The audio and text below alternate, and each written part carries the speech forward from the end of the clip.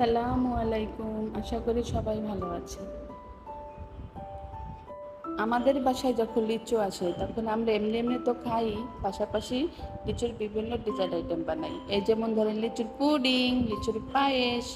তাহলে আপনাদের জন্য আজ রয়েছে লিচুর পুডিং রেসিপি। তাহলে চলুন দেখিয়ে দিচ্ছি কিভাবে বানাবে। প্রথমে লিচুগুলোকে ছাড়িয়ে নিতে হবে। আমি বেশ কিছু লিচু ছাড়িয়ে নিয়েছি, কারণ আমার 2 ধাপে লিচু লাগবে। প্রথম ধাপে লাগবে লিচুর জুস বানানোর জন্য লিচু। তাহলে প্রথমে যে লিচুর জুসটা বানাবো এর জন্য কিছু লিচু আমি ছাড়িয়ে নিই। লিচুটাকে সুন্দর করে ছাড়াতে হবে, যেন লিচুর আঁশ উপরে যে একটা আঁশের মধ্যে থাকে এটা না থেকে যায়। বেশ কিছু লিচু ছাড়িয়ে নিতে হবে।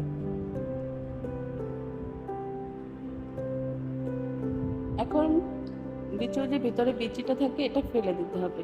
এজন্য একটা ছুরির সাহায্যে আমি লিচুটাকে একটু কেটে নিচ্ছি, যাতে ইজিলি বিচিটা বের হয়ে যায়।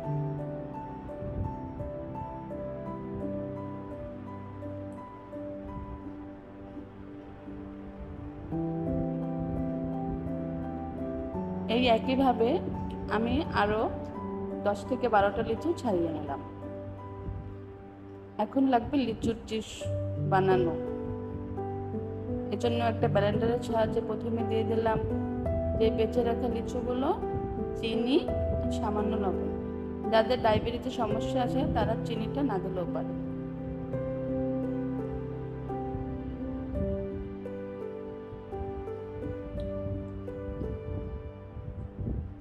এখানে অ্যাড করতে হবে 1 কাপ পরিমাণ পানি।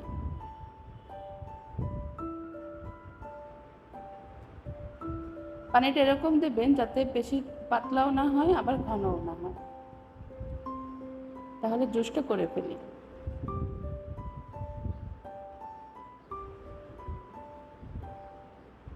এখন একটা ছাঁকনির সাহায্যে জুসটাকে ছেঁকে নিলাম।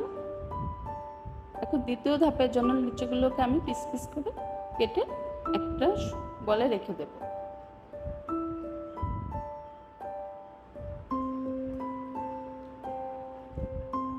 এখানেও আমি 8 থেকে 10টা লিচু নিয়েছি। পুডিং বানাতে মোট 20টা লিচু হলেই হয়ে যাবে। এরপরে একটা সসপ্যানে আমি দিয়ে দিলাম 1.5 কাপ পরিমাণ পানি, আগার আগার পাউডার, 1 চা চামচ আগার আগার পাউডার দিয়েছি। আপনাদের সুবিধার্থে আমি দেখিয়ে দিচ্ছি কোন কোম্পানিটা নিয়েছি। এখন অনবরত নাড়তে হবে যাতে নিচে দলা পাকিয়ে না যায়। এখন যে জুসটা তৈরি করে রেখেছিলাম আমি ওই জুসটা এর মধ্যে দিয়ে দিলাম। এখনো এটাকে অনবরত নাড়তে হবে। দলা পাকিয়ে গেলে পুডিংটা খেতে অতটা মজা লাগবে না।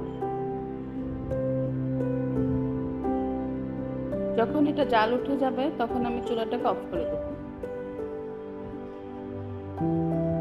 এখন একটা সার্ভিং ডিশে আমি নিচে কিছু লিচু দিয়ে দিলাম। এর মধ্যে যে জুসটা আমি তৈরি করেছি ওটা দিয়ে দিলাম।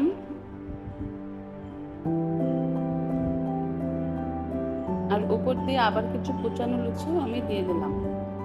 এতে করে খেতে অনেক বেশি মজা লাগবে। 7 ঘন্টা পরে আমি ফ্রিজ থেকে এটাকে বের করেছি। দেখুন কতটা পারফেক্ট হয়েছে। এখন আমি আপনাদেরকে কেটে দেখাবো।